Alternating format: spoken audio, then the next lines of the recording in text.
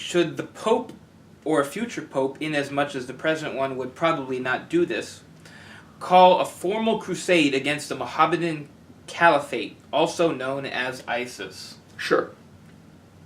Although why this present Pope who calls so many crusades against so many things, traditionalists, Pelagians, triumphalists, rigid people of all kinds, and nobody's more rigid than ISIS. That's true. So let's not count him out. I could well imagine the Holy Father attacking ISIS as rigid. I could imagine that. But even if he never does, for some reason, I'm sure that a future Pope, especially if ISIS continues to consolidate itself geographically, it's very difficult to call a crusade, but to call it when the enemy is so, what's the word, nebulous. Yeah. But the problem, too, is that Christendom is so nebulous, even more so.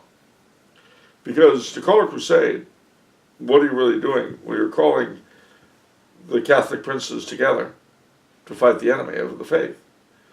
Which Catholic princes is he going to call? So, it really is not just on the Pope's head. Yeah. It's also on ours. Really, as things stand at the moment, all the Pope can do is hurl insults. Which this Pope, as I say, is very good at. So yeah. It's not beyond the realm of possibility that he'll insult ISIS one day.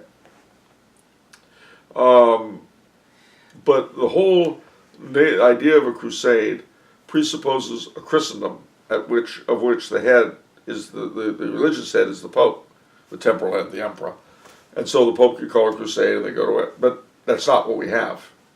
We have a bunch of formerly Christian states that are more interested in infanticide and perversion than anything else, or at least the leadership are. And that's why when the ISIS people rape and attack crucifixes and do things like that in Europe, it's not a problem for the leadership.